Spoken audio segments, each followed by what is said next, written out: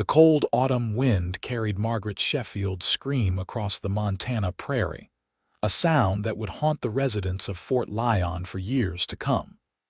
Nobody dared interfere when the wealthiest man in the county silenced his wife with the back of his hand. The year was 1873, and in the unforgiving landscape of the American frontier, justice was as scarce as rain in August. Charlotte Nash stumbled through the dusty road leading away from the Sheffield estate, her once beautiful dress torn and bloodied. At 23, she had endured 5 years of marriage to a man who had slowly stolen her voice along with her spirit. No one in Fort Lyon knew. She hadn't spoken a single word in nearly 2 years, not since the night her husband had almost choked the life out of her for daring to contradict him at a dinner party. Will Easton adjusted his worn Stetson as he guided his chestnut mare through the winding trail. At 28, he'd seen enough of the world to recognize the darkness that could lurk in men's hearts. After years driving cattle and dodging bullets in Texas, he'd come to Montana seeking something quieter. As the new ranch hand at the Carter place, he kept to himself, speaking little but observing much. The evening light painted long shadows across the prairie when Will first saw her, a slight figure crumpled at the side of the road, her golden hair matted with dirt and blood. He dismounted, approaching carefully so as not to startle the injured woman. "Madam," he called softly, crouching at a respectful distance. "Are you hurt? Can I help you?" Charlotte's eyes widened with fear, her body tensing as she scrambled backward, hands raised in instinctive defense. Though her lips parted, no sound emerged, only a panicked breath. "I will not harm you," Will assured her, removing his hat and keeping his movements slow.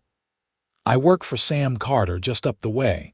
I can take you to safety or fetch the doctor if you prefer." Charlotte's gaze darted frantically toward the direction of town, then back to the distant Sheffield estate, her hands trembling as she clutched her torn shawl. Will noticed the wedding band on her finger, and recognition dawned in his eyes. "You're Mrs. Sheffield." He'd heard the whispers in town, seen the way Margaret Sheffield kept her eyes downcast when her husband was present. Charlotte's slight nod confirmed his suspicion, her eyes pleading though her voice remained absent.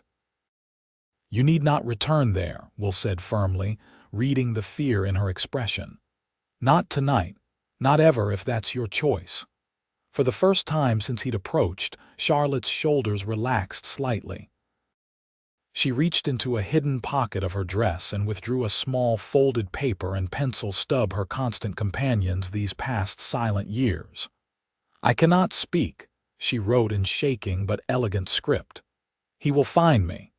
Will read the note, his jaw tightening with anger not directed at her. "Not if I have anything to say about it," he replied, his voice gentle despite the hardness in his eyes. "There's a small cabin on the far edge of Carter's property. No one uses it now. You would be safe there while you heal and decide what you want to do." Charlotte hesitated, staring at the dirt road that led to town. Fort Lyon had a sheriff, but Thomas Sheffield had him firmly in his pocket, along with the mayor and most of the town council. "Why would you help me?" she wrote, suspicion replacing fear in her gaze. Will considered her question, adjusting his hat before answering. "Because my mother died from the fists of a man who claimed to love her, and I was too young to stop it."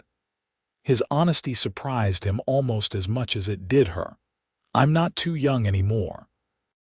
Charlotte studied his face, the weathered lines around eyes too kind for the harshness they'd witnessed, the firm set of his jaw that spoke of determination rather than cruelty.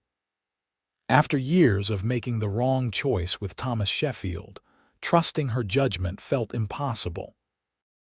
Yet something about Will Easton's steady gaze gave her courage. She nodded once, decisively, and allowed him to help her onto his horse. The cabin was exactly as Will had described, small but solid. nestled in a grove of aspens that had turned golden with the autumn chill. It sat on the farthest corner of the Carter property, hidden from the main house and barn by a gentle rise in the land. No one's used it since old Jim Carter passed, Will explained as he lit the small oil lamp. Sam keeps it stocked with basics, though. Never knows when a hand might need shelter during bad weather. The cabin consisted of a single room with a small iron stove, a narrow bed, a rough-hewn table with 2 chairs, and shelves stocked with canned goods and staples.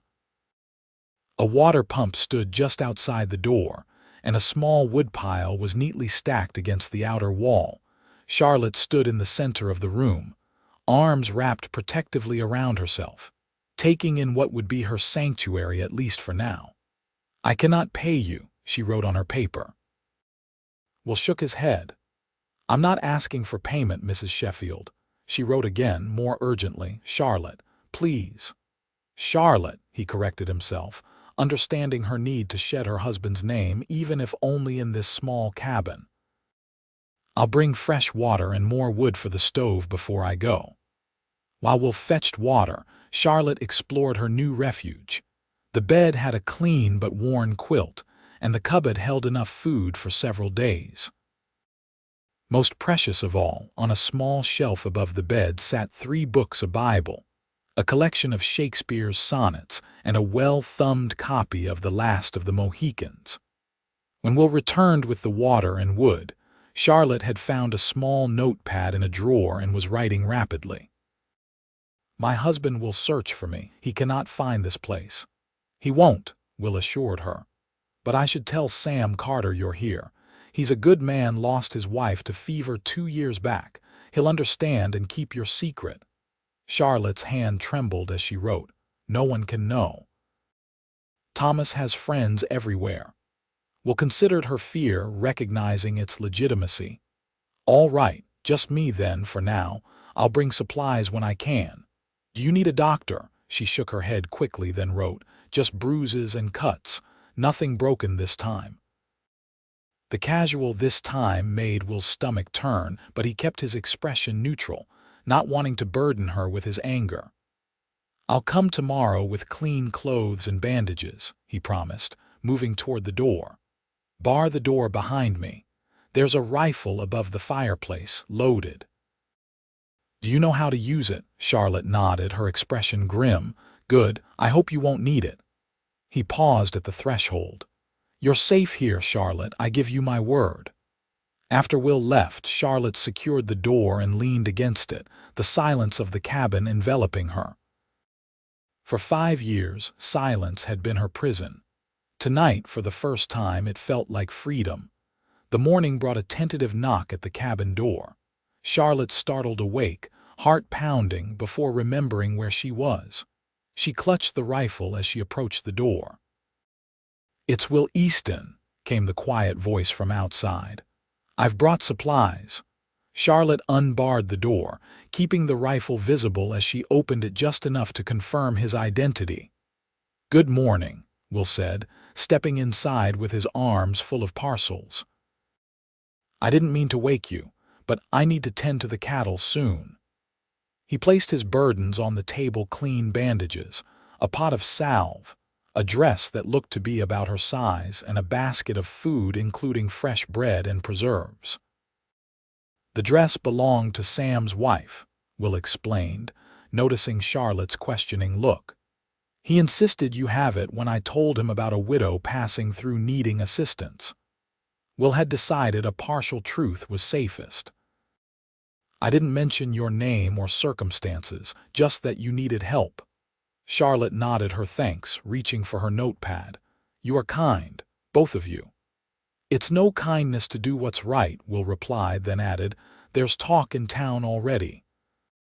Sheffield reported his wife missing, claiming she's unwell in the mind and might harm herself. Charlotte's face paled, but her eyes flashed with anger as she wrote furiously, "I am not mad. He would say anything to control me." "I believe you," Will assured her. "But people will be looking for a distraught woman. They won't be looking for a calm widow keeping to herself. Charlotte nodded her understanding, writing, "How long can I stay here?" "As long as needed," Will replied without hesitation. "Winter's coming soon. It would be sensible for you to remain until spring, at least. The cabin's solid enough to withstand the cold." Charlotte's brow furrowed as she contemplated a Montana winter in isolation, but the alternative, returning to Thomas, was unthinkable. "I need occupation. Work. I cannot sit idle for months." Will considered this. "Can you sew? Sam mentioned needing help with mending. I could bring work here, say I'm taking it to a widow in town." Charlotte nodded eagerly, relief washing over her features. Idleness had been another form of torture in her marriage, with Thomas insisting she had no need to work but providing no meaningful ways to fill her days. "I'll bring sewing tomorrow, then," Will promised.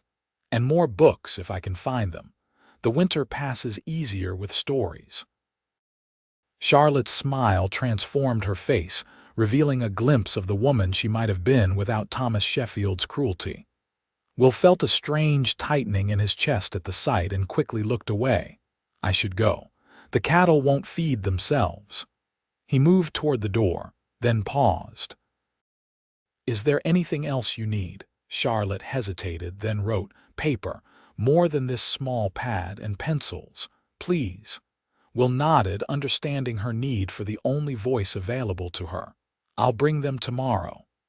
As October gave way to November, a routine developed. Will visited the cabin every other day, bringing supplies, sewing work, and occasionally news from town. Charlotte wrote notes asking about his day, his work, his life before Montana. At first, Will's answers were brief, almost reluctant, but gradually he found himself sharing more. He told her about growing up in Pennsylvania, losing his mother when he was 12, working his way west after the war, driving cattle in Texas before the trail became too dangerous and lawless even for a man comfortable with risk. He never mentioned his time fighting for the Union, though the memories still haunted his dreams.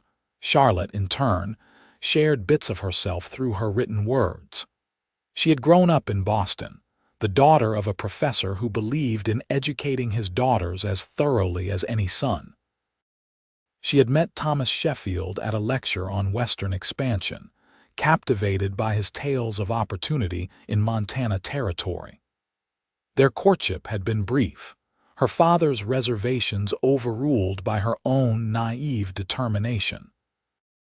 "He changed after we married," she wrote one evening as they sat by the stove, the first snow of the season falling outside. "The journey west was difficult. By the time we reached Fort Lyon, I barely recognized him or myself." "Men like that don't change," Will said quietly. "They just stop pretending." Charlotte nodded, her pen moving across the page. "The first time he struck me was 3 months after our wedding. I had questioned a business decision. He apologized with tears and gifts. I believed him." Will remained silent, letting her continue her painful story. "It became worse, more frequent. The apologies stopped. 2 years ago, he nearly killed me for speaking to a business rival at a town gathering. After that, I could not speak, not to him, not to anyone. The doctor called it hysteria. Thomas told everyone I was frail, disturbed." "But you can speak," Will said carefully. "Physically, I mean." Charlotte's hand trembled slightly as she wrote, "My voice is there, but no sound comes, as if my throat closes when I try. The doctor said it would pass, but Thomas seemed pleased by my silence. It became easier to remain mute." Will fought to keep his expression neutral, though rage burned within him at the thought of this vibrant, intelligent woman being systematically silenced. "Your voice will return when it's ready," he said gently, "when you feel truly safe." Charlotte looked up at him, her eyes revealing a vulnerability that made his heart ache. "Am I safe?" she wrote. "Yes," Will answered without hesitation. "I promise you that." As November deepened toward December, the visits became more than just practical necessity. Will found himself looking forward to the quiet evenings in the cabin, Charlotte's written words often making him laugh with unexpected wit or ponder with their insight. He brought her books from Sam Carter's shelves, delighting in her enthusiastic notes about each one. In town, whispers about Margaret Sheffield's disappearance had evolved from concern to dark speculation. Some suggested she had indeed taken her own life, driven by the melancholy that her husband had often mentioned. Others whispered that she might have run away with a lover, though no one could name who that might be.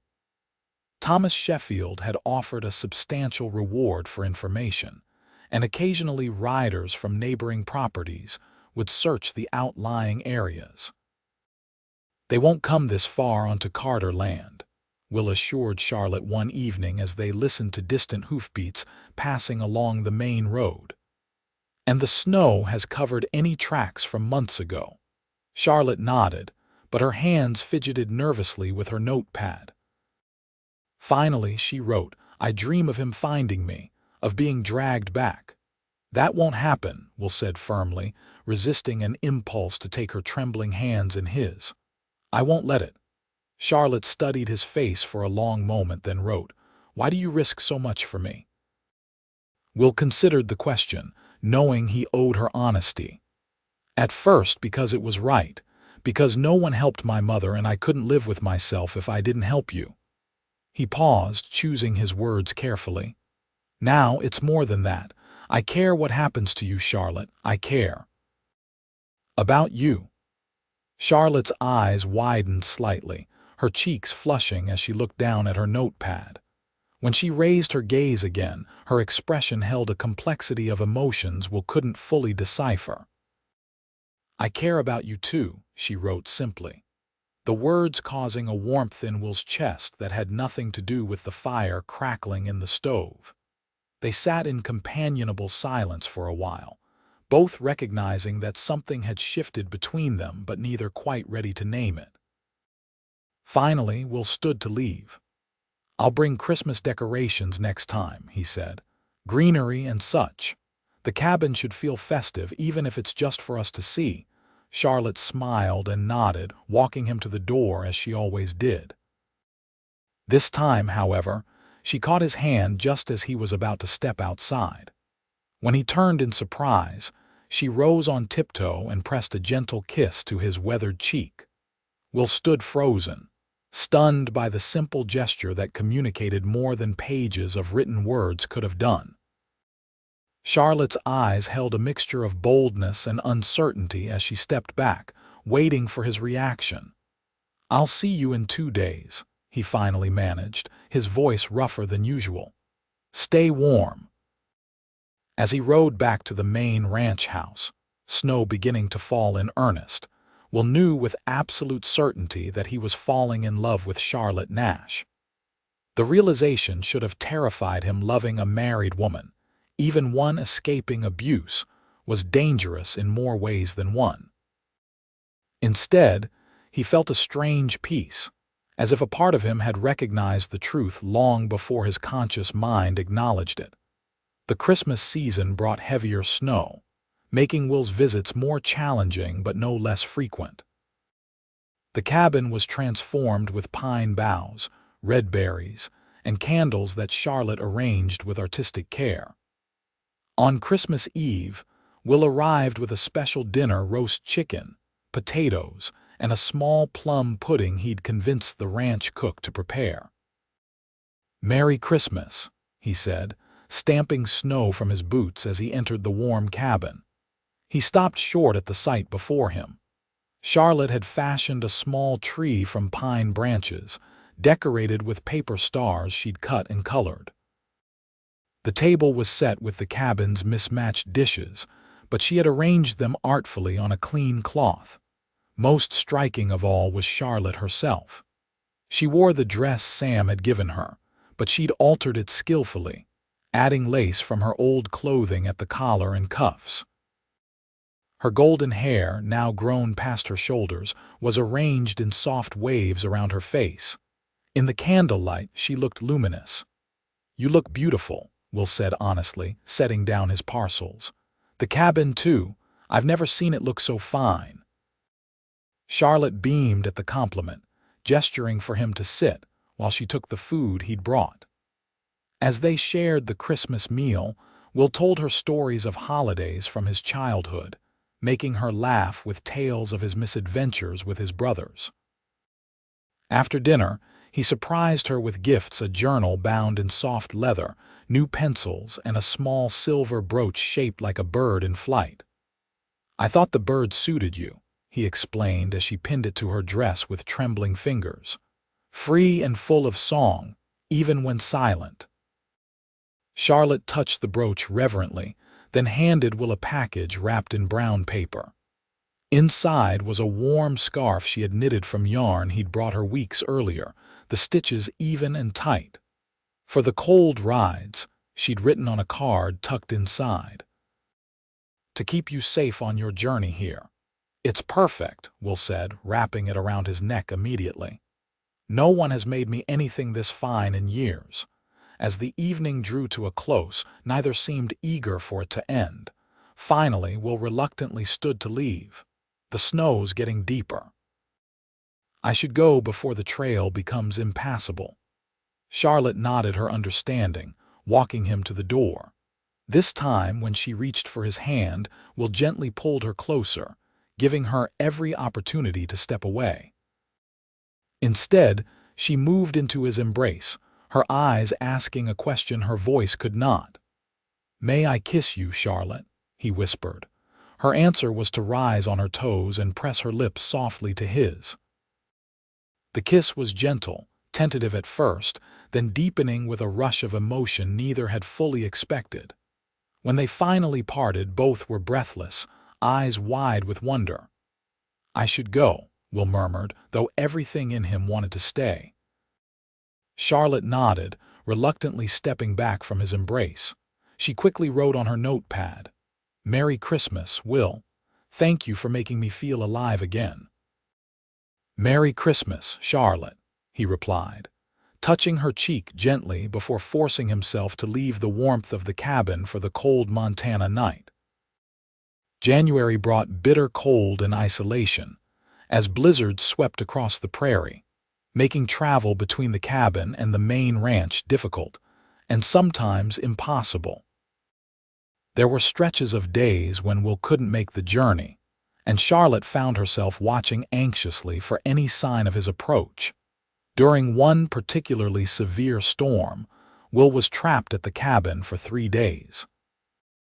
They maintained a careful propriety, despite the intimate confines of the small space, Will insisting on sleeping on a pallet by the stove while Charlotte took the bed. They passed the time reading aloud, Will's voice bringing stories to life while Charlotte listened, rapt, playing checkers with a set Will carved from scraps of wood, and communicating in the comfortable blend of speech and written word they had developed. On the third evening, as the blizzard finally began to subside, Will stoked the fire and turned to find Charlotte watching him intently. "What is it?" he asked, recognizing the particular expression she wore when wrestling with difficult thoughts. Slowly she wrote, "If Thomas were gone, I could start a new life." Will studied her carefully. "Gone how, Charlotte?" "Dead," she wrote simply, then quickly added, "I do not wish for it, but I think of it." Will sat beside her at the small table. "That's natural, given what you've endured. But wishing death, even on someone who deserves it, it changes you, darkens something inside." He spoke from experience, thinking of men he'd killed during the war, justified though those deaths may have been. "Then what hope do I have?" Charlotte's written question held desperation. "I am legally his property. The law will not protect me." "There are other ways," Will said carefully. "Divorce is difficult but not impossible, especially with evidence of cruelty. Or you could go somewhere far away, start fresh where no one knows you." Charlotte's eyes filled with tears as she wrote, I cannot leave Montana now." "Why not?" Will asked, though he suspected he knew the answer. "Because you are here," she wrote, her hand trembling slightly, "and I believe I love you." The written confession hung between them, more powerful for the silence that accompanied it. Will took her hand, his calloused fingers gentle against her skin. "I love you too," he said simply. "I think I have since that first night, though I was too stubborn to admit it." Charlotte's smile was radiant through her tears. She wrote quickly, "What do we do now?" "We find a way forward," Will promised. "Together, it won't be easy or quick, but there must be a path." Charlotte nodded, her expression resolute as she wrote, "I would wait however long necessary to build a life with you." The promise sustained them through the harsh remainder of winter, as February's bitter cold gave way to March's unpredictable thaws and storms. Will continued his visits, now openly acknowledging to Sam Carter that he was courting the widow staying in the old cabin.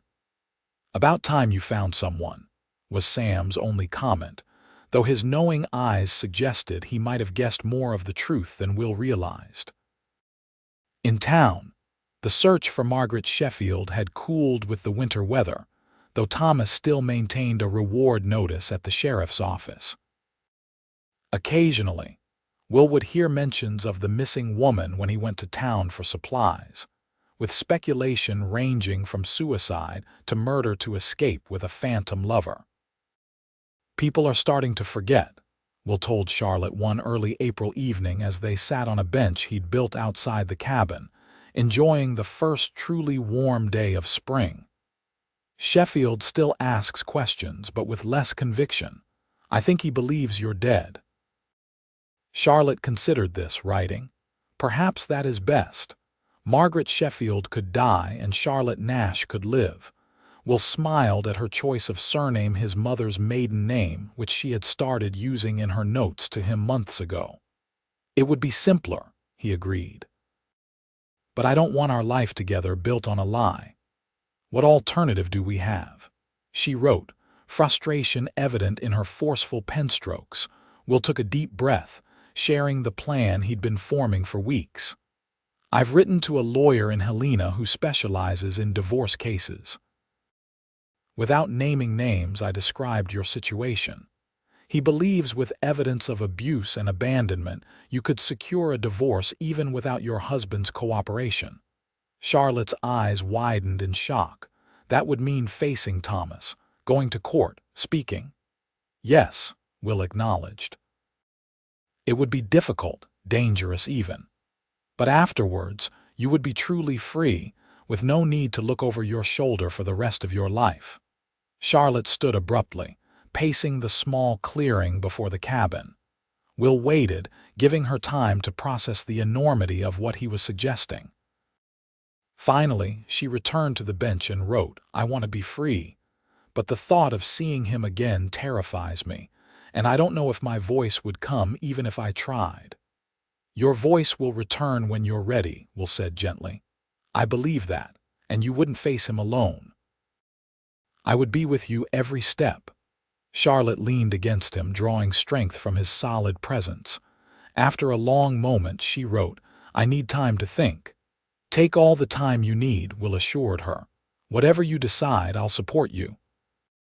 As April blossomed into May, the prairie erupting in wildflowers and new grass, Charlotte's confidence grew alongside the spring.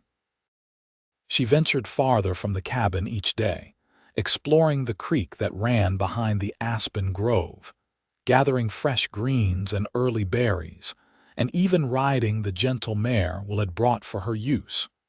With the warmer weather came increasing risk of discovery, however. Twice, Charlotte had to hide in the cabin when riders from neighboring ranches passed nearby. The second time had been particularly close, the men stopping to water their horses at the creek, just yards from where she had been gathering mint. "It's not safe for you to stay here much longer," Will said that evening, concern evident in his face. "People will be traveling more with the good weather. Someone will spot you eventually." Charlotte nodded her agreement, her expression resolute as she wrote, "I've made my decision. I want to seek the divorce. I want to face Thomas and end this imprisonment once and for all." Will studied her, seeing the determination in her eyes despite the tremor in her hand. "Are you certain? Once we start this process, there's no turning back." "I'm certain," she wrote firmly. "I want a future with you that doesn't require hiding." Will felt a surge of both pride and fear, pride in her courage, fear for the dangers ahead. "Then we'll go to Helena next week. I'll make arrangements." Charlotte wrote quickly, "No, Fort Lyon first. I need to face him here where people know us both. I need witnesses to the truth." Will's brow furrowed. "That's more dangerous.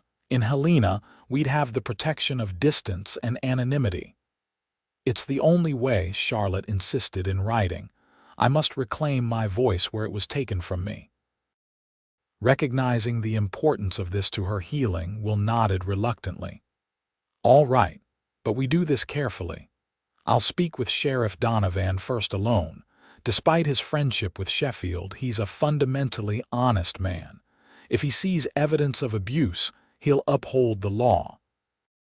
Charlotte nodded, her expression a mix of terror and resolve. She wrote, "When?" "Tomorrow," Will decided. "I'll go to town alone, speak with Donovan. Depending on how that goes, we'll decide our next steps." That night, neither slept well. Will stayed at the cabin, unwilling to leave Charlotte alone with her fears. As dawn broke, he dressed and prepared to ride to Fort Lyon. "I'll be back by midday," he promised, cupping Charlotte's face in his hands. "No matter what happens, remember that I love you. That won't change."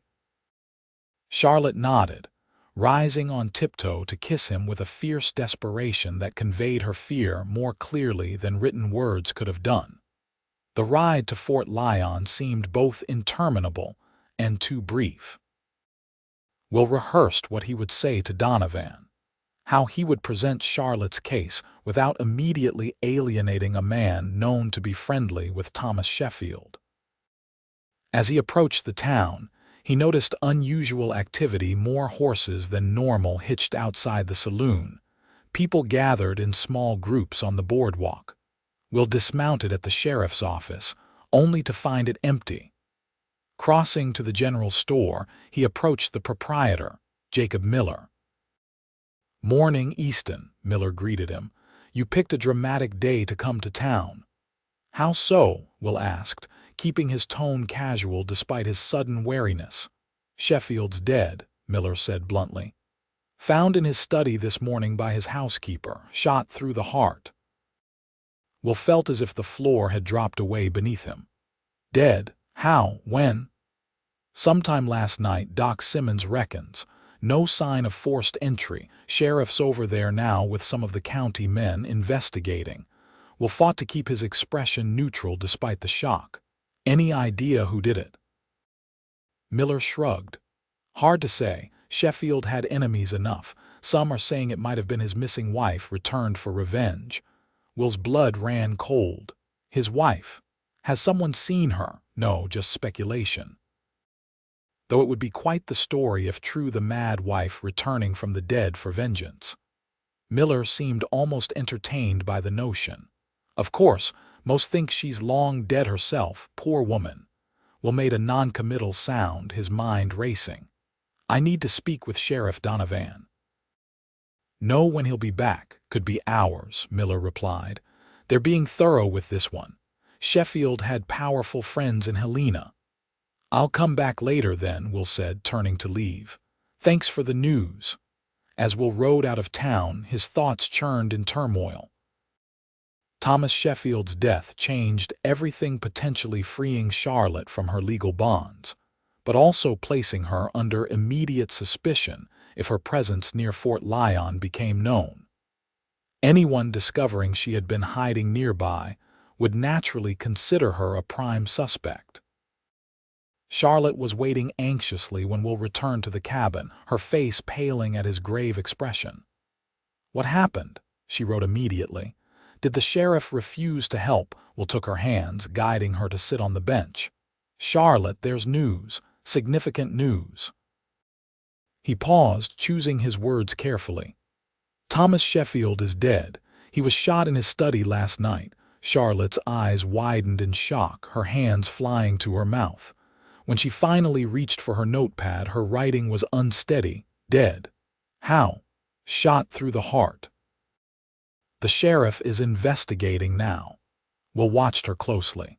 "People in town are already speculating it might have been you." Charlotte's expression shifted from shock to indignation as she wrote frantically, "I was here all night. With you. You know I didn't do this." "I know," Will assured her quickly. "I'm not accusing you, but you must see how this appears. Your husband dies violently just as we're planning to confront him." Charlotte stood, pacing the small cabin in agitation before writing. "What do we do now?" Will considered their limited options. "We need to leave the area immediately.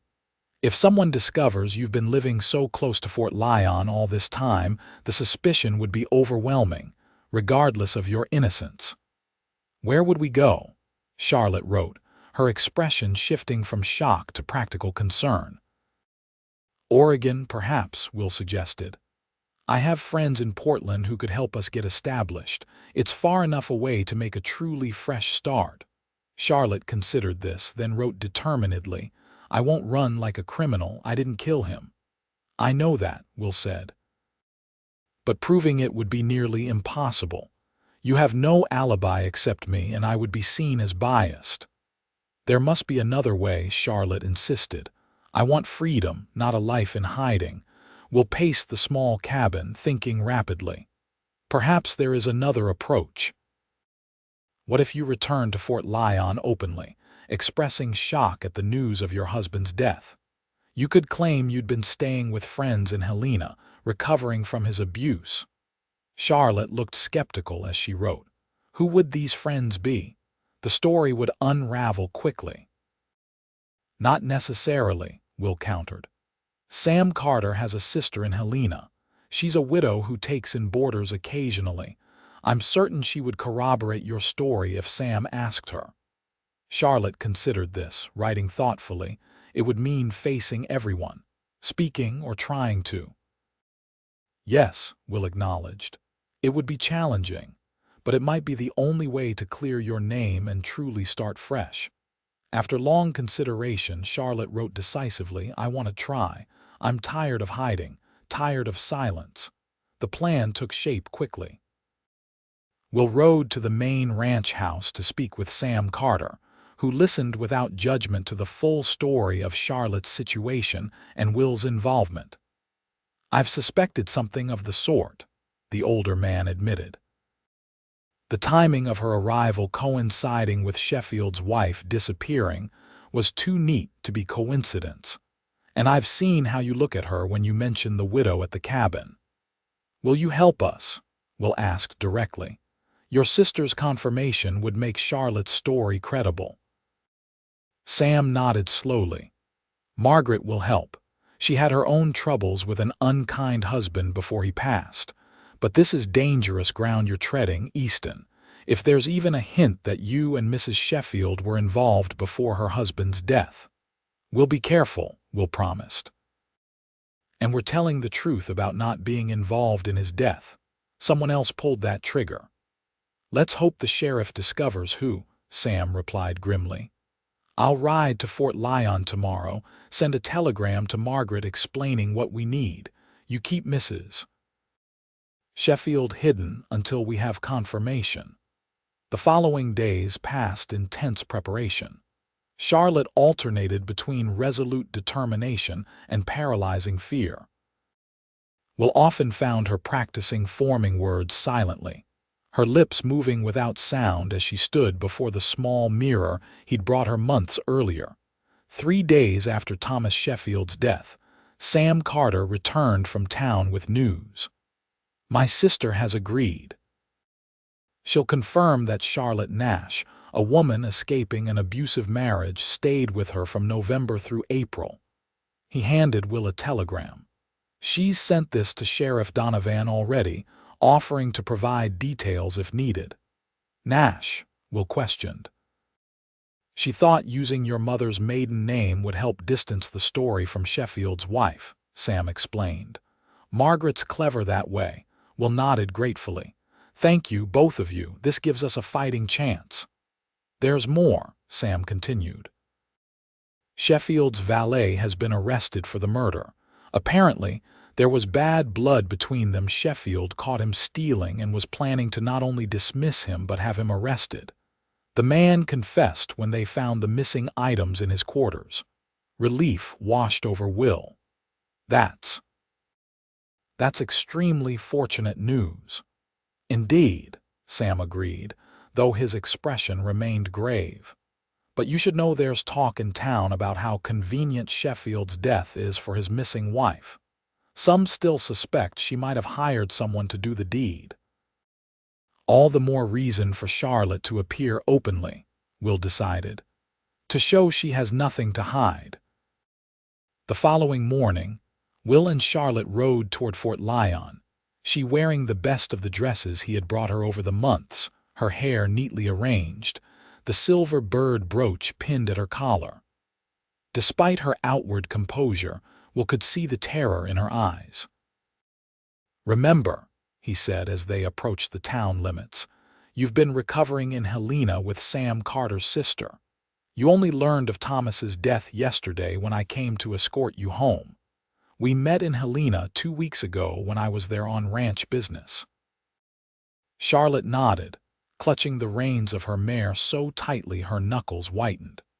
She had a notepad in her pocket, but both hoped she would find her voice when needed. Fort Lyon was buzzing with activity as they rode down the main street. Heads turned to watch their progress, whispers following in their wake. Will kept his expression neutral, nodding politely to those he recognized.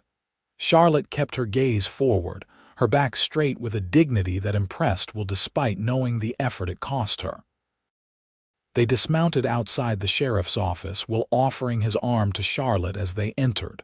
Sheriff Donovan looked up from his desk, his eyes widening in shock. "Mrs. Sheffield," he exclaimed, rising quickly to his feet. "Good Lord, woman, where have you been?" "The whole county's been searching for you since autumn."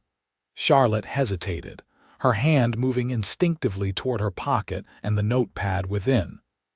Will saw the moment she steeled herself, squaring her shoulders and lifting her chin. "Helena," she said, the word emerging as barely more than a whisper after nearly 3 years of silence. "Recovering." The sound of her voice, however faint, sent a jolt of surprise through the room. Donovan stared at her, then at Will, suspicion darkening his features. "Easton. What's your part in this?" "I met Mrs. Sheffield in Helena 2 weeks ago," Will explained calmly, sticking to their prepared story.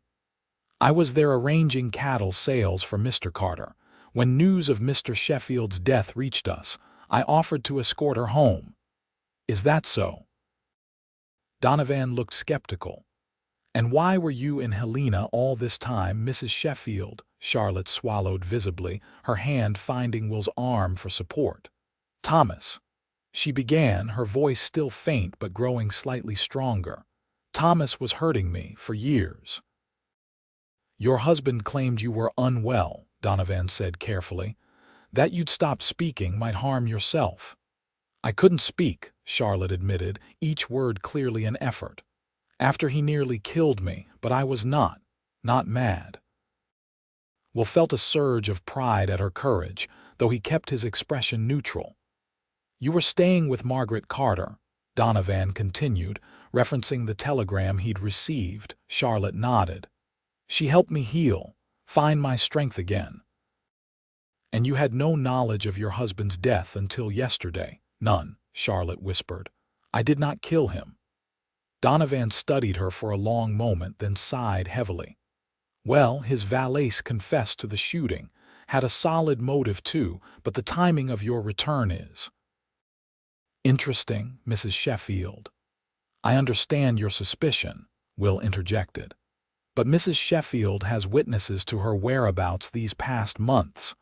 Margaret Carter can provide names of other boarders who shared her home, people who saw Mrs. Sheffield daily." This was a calculated risk. There were no such witnesses, of course, but by the time anyone might investigate in Helena, he hoped the matter would be resolved in Fort Lyon. Donovan seemed to weigh this information. "I'll need a formal statement from you, Mrs. Sheffield, about your departure last year and your time away." "Of course," Charlotte agreed, her voice gaining slight strength with each response. "Whatever you need." The next hour was grueling as Charlotte provided a carefully constructed account of her escape from abuse and recovery in Helena. She spoke of Thomas's escalating violence, her inability to speak after a particularly brutal attack, and her decision to flee rather than risk her life further. When her voice faltered, she would pause, gather her strength, and continue. Not once did she reach for the notepad in her pocket.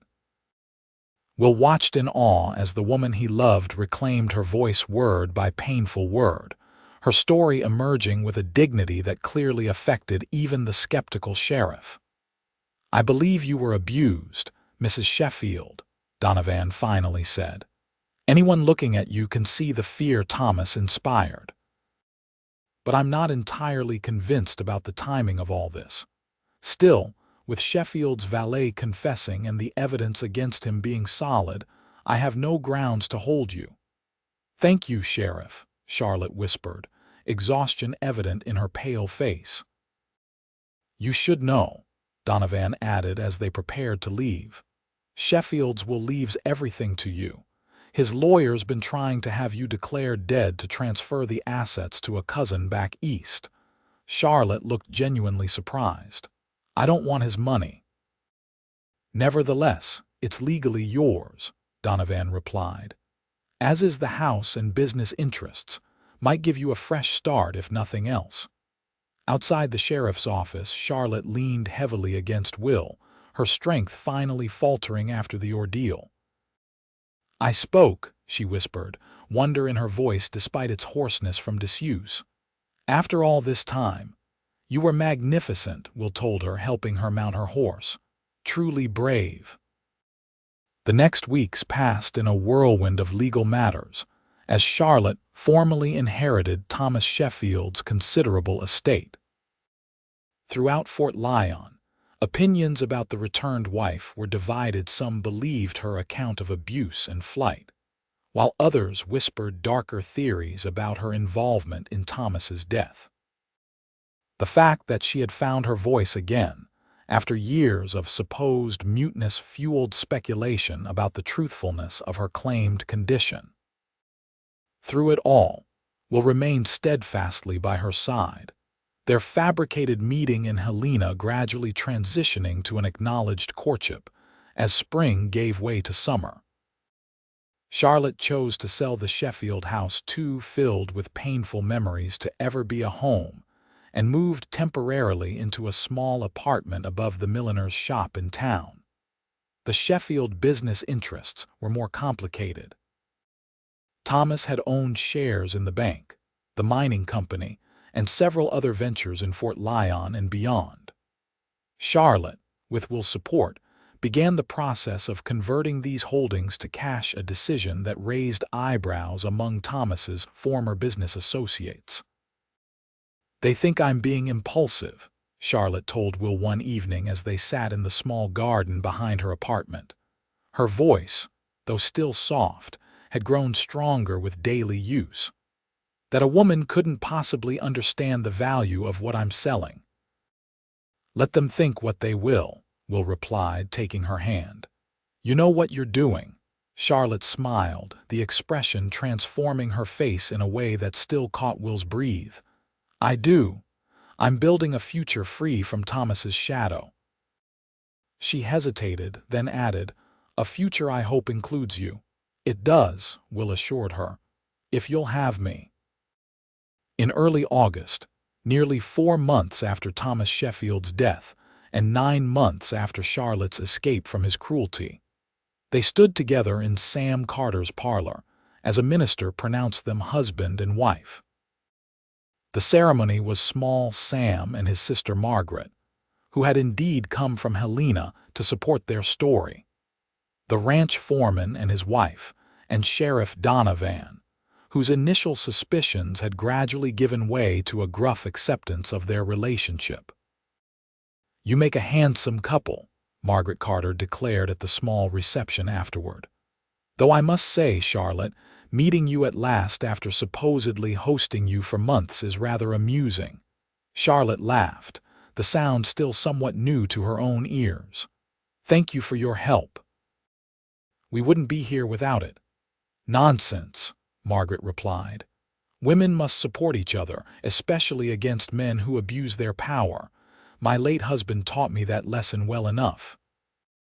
As the celebration wound down, Will found Charlotte standing alone on the porch, gazing out at the vast Montana sky painted in sunset hues. "Having second thoughts, Mrs. Easton?" he asked softly, coming to stand beside her. Charlotte turned to him, her eyes bright with happiness rather than the tears that had dominated them when they first met. "Not one," she replied, her voice clear and certain. "I was just thinking about how far I've come. A year ago I was trapped in silence and fear, believing I would die in Thomas's house. And now," Will prompted, drawing her into his arms. "Now I have my voice," Charlotte said, resting her head against his chest, "and a future I choose freely. With a man who waited until I was ready to speak, rather than forcing me to be silent." "I would have waited forever," Will told her honestly. "I know," Charlotte replied, rising on tiptoe to kiss him. "That's why I love you." 2 days later, they departed Fort Lyon with their belongings loaded in a wagon and Charlotte's considerable inheritance secured in bank drafts. They had decided to travel west to Oregon after all, not from fear but from desire for a truly fresh start. "We could buy land near Portland," Will suggested as they made camp the first evening, the mountains rising before them. "Build a house overlooking the Columbia River. With a library," Charlotte added dreamily, "full of books we can read aloud to each other on winter evenings. And children." Will asked carefully, knowing they had discussed this only in general terms before. Charlotte's smile was radiant.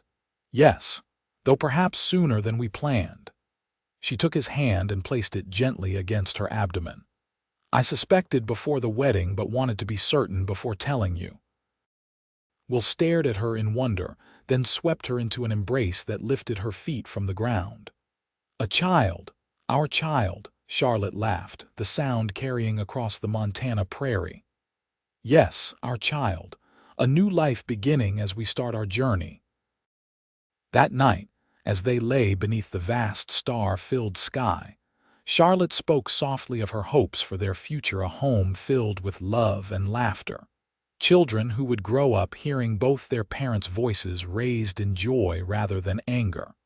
A life built on mutual respect and unwavering support.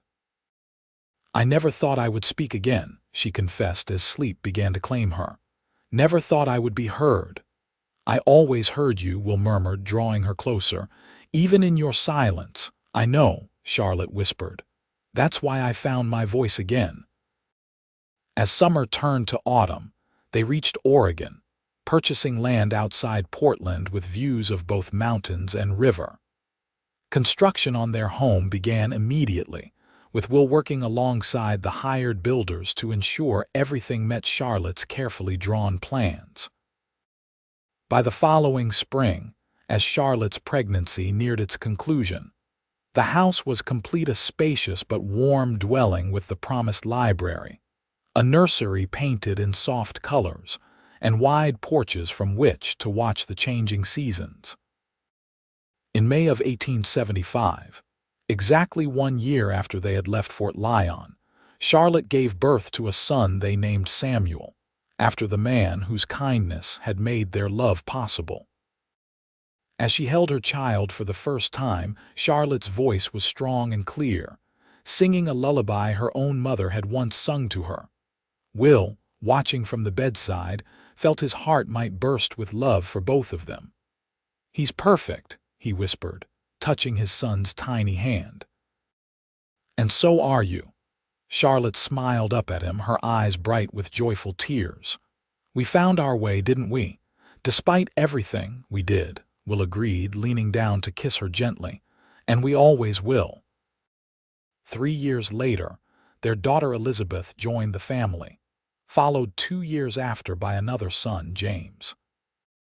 Their home became known throughout the region for its warmth and hospitality, with Charlotte's voice once silenced by cruelty, often heard raising in laughter, song, or animated conversation with the many friends they made in their new community.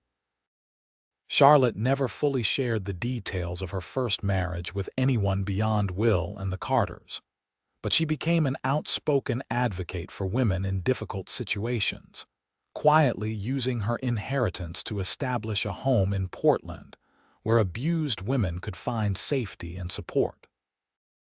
"Every woman deserves to find her voice," she would say when asked about her charitable work, "and someone who will listen when she's ready to speak." On their 20th wedding anniversary, Will presented Charlotte with a journal he had kept during their early days together, recording his thoughts during those months when her words came only through written notes. "I want you to know how I saw you then," he explained as she turned the pages with trembling fingers. "How your strength showed through even when you couldn't speak." Charlotte read passages describing her courage, her intelligence, her gradual journey toward trust. On the final page, Will had written, "I fell in love with your silent strength first, then with every word you found the courage to speak. Your voice, written or spoken, is the most beautiful sound in my world." "After all these years," Charlotte said, her voice thick with emotion, "you still take my breath away." "And I always will," Will promised, drawing her into his embrace as the setting sun cast golden light across the home they had built together, a home filled with the voices of love, laughter, and the freedom that comes from being truly heard.